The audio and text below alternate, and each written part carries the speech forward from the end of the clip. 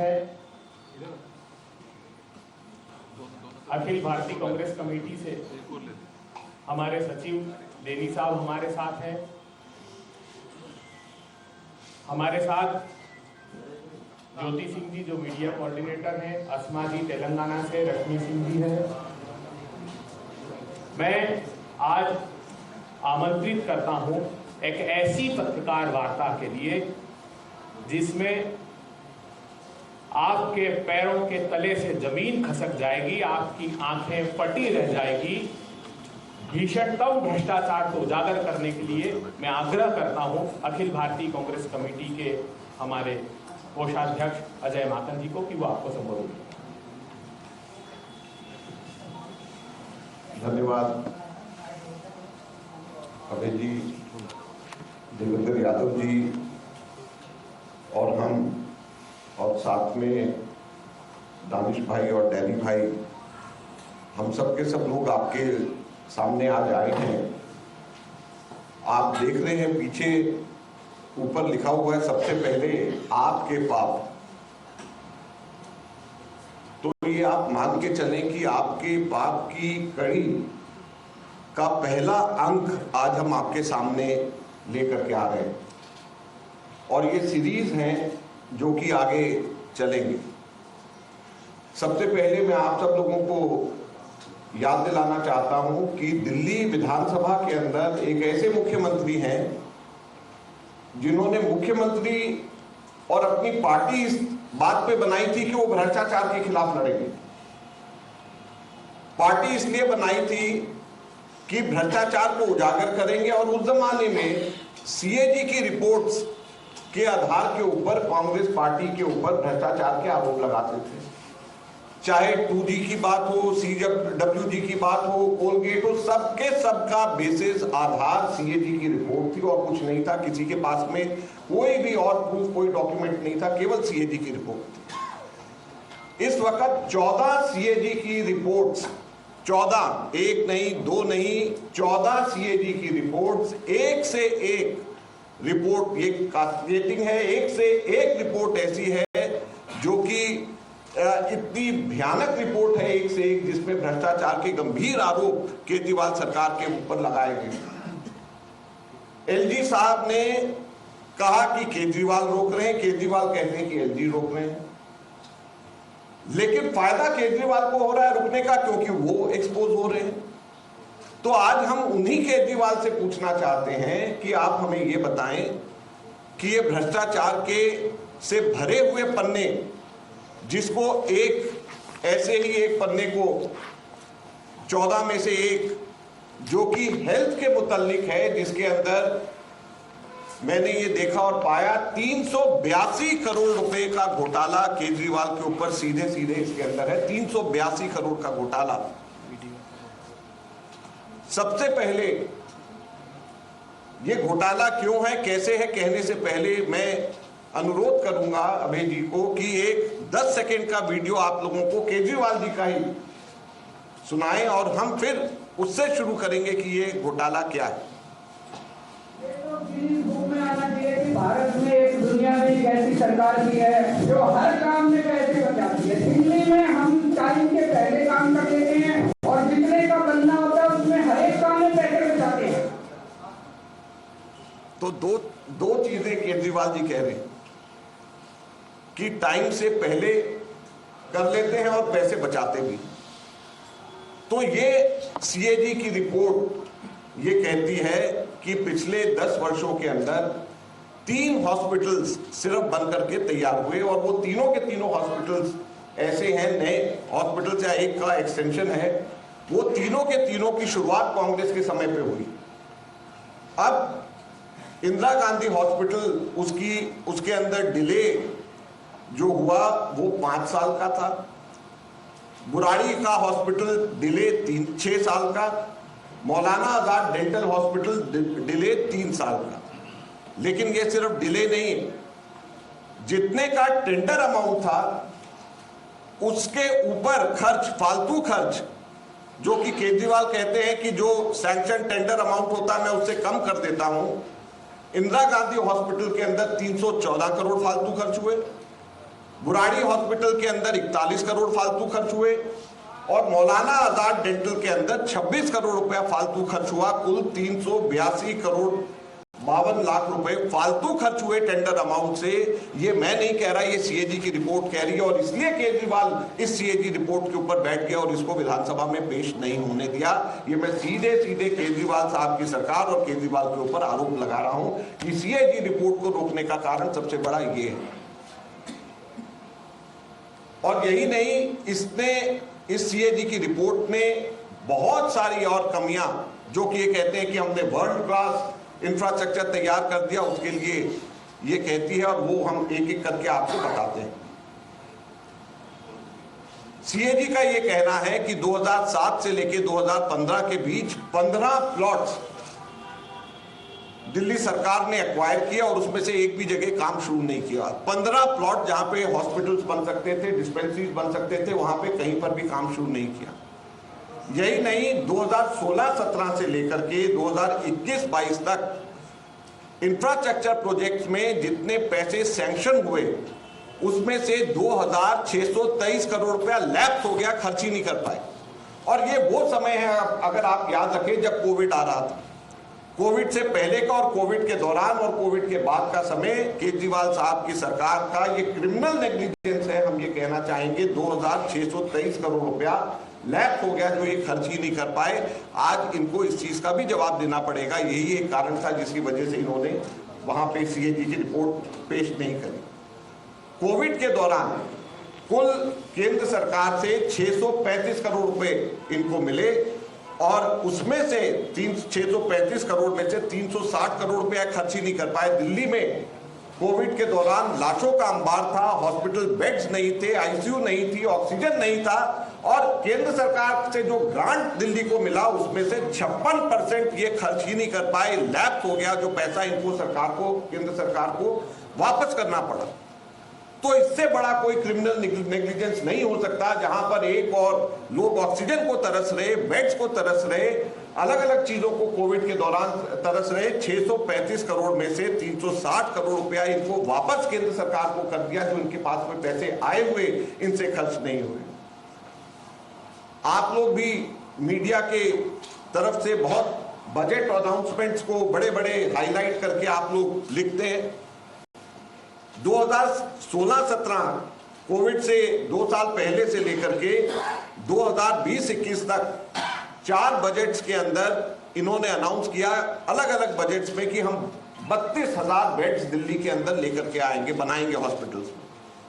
किसी साल कहा 10,000 बनाएंगे, किसी साल कहा 15,000 बनाएंगे, किसी साल कहा 3,000 बनाएंगे, किसी साल कहा 5,000 बनाएंगे, ऐसा करके 32,000 बेड। और सब जगह खूब बढ़िया से अखबारों के अंदर हेडलाइंस बटोरी। लेकिन 32,000 बेड्स के अनाउंसमेंट के विरोध में, के अगेंस्ट में कितने टोटल बेड्स बने? मात्र 1,235 बेड, यानी 3.8% की सिर्फ अचीवमेंट। टोटल 32,000 कह रहे हैं और 1,235 बेड सिर्फ बना रहे हैं दिल्ली के अंदर। ये कहीं पर भी किसी ने भी रिसर्च या किसी ने भी आप लोगों ने छापा, ये इस सीएजी की रिपोर्ट के अंदर है, जिसके ऊपर बैठे हुए हैं, जो ये नहीं चाह रहे कि दिल्ली की जनता को पता चले। एक तरफ इनसे पैसे खर्च नहीं हो रहे, एक तरफ ये पैसे वापस कर रहे हैं।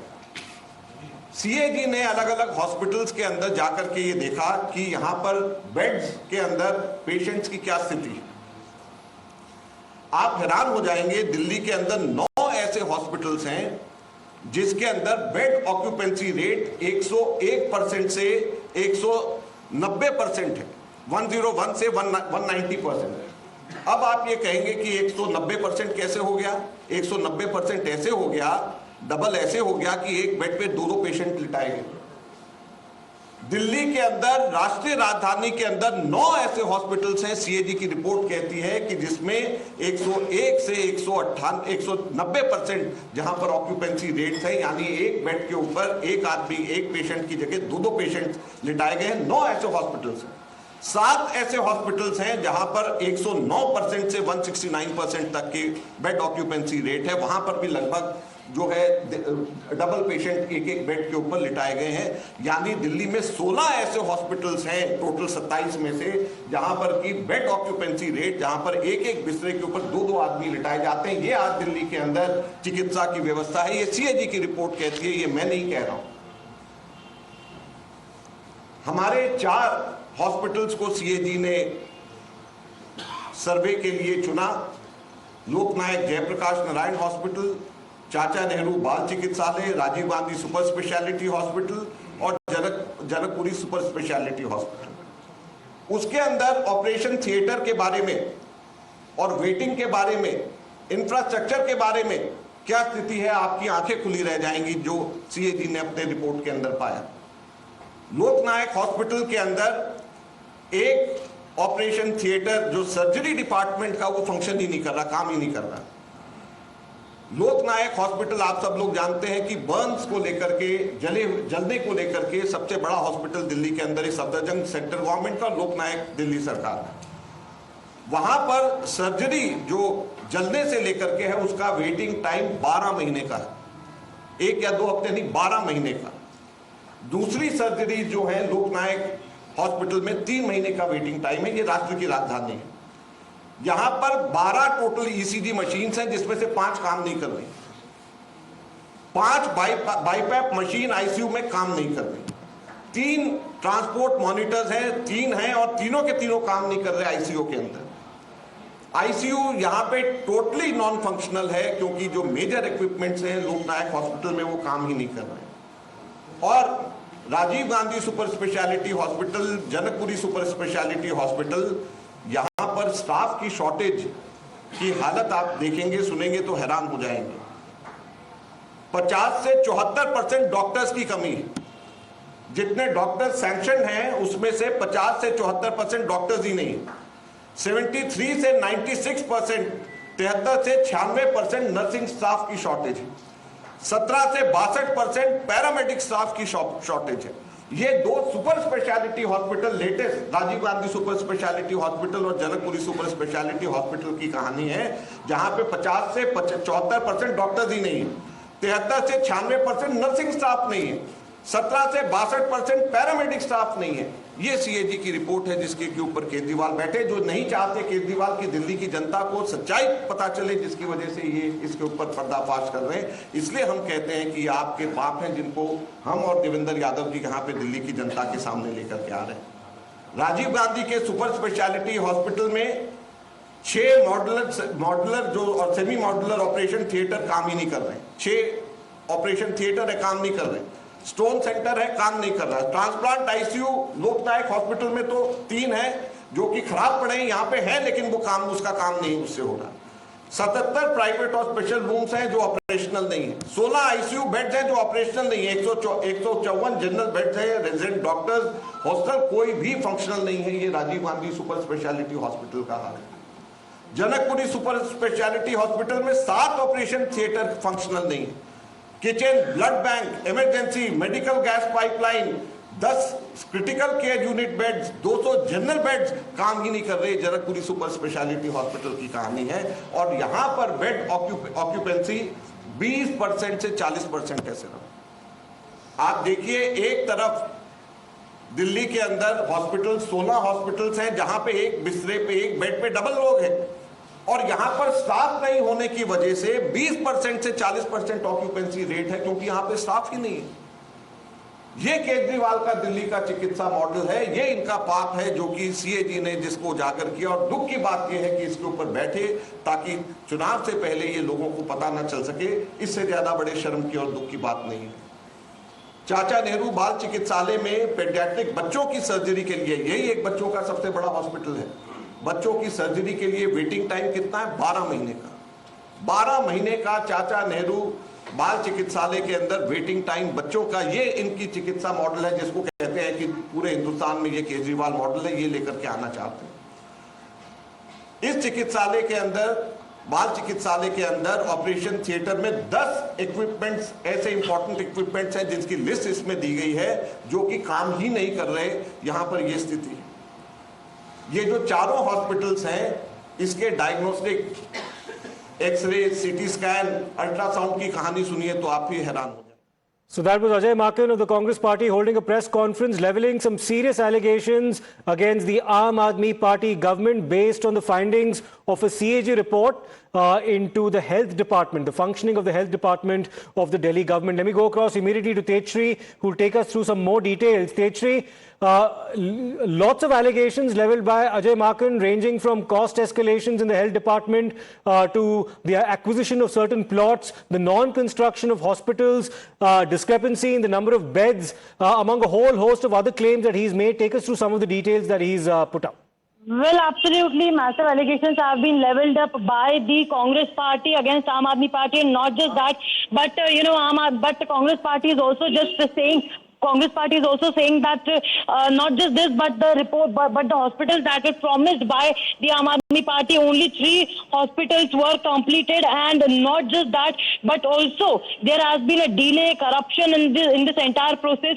There has also been the non-utilization of funds. Also, the infrastructure is overburdened. The bed occupancy was 100%, but then it went up to 189%, and not just that, but he also points out that there are also the shortages of doctors in the top government hospital, and the shortages. Let me just interrupt you for a moment. Let me just interrupt you for a moment because we have RP Singh of the Bharatiya Janata Party joining us. Mr. RP Singh, your take on these serious claims made by Ajay Maken against the Aam Aadmi Party? He has not constructed anything in Delhi last. Building, no hospital, no schools being constructed. Only false figures and false data and fakery has been conducted. I still give a challenge. They claim that they'll make some 500 schools. Let them show 5 schools. What new flyover they have started in their time?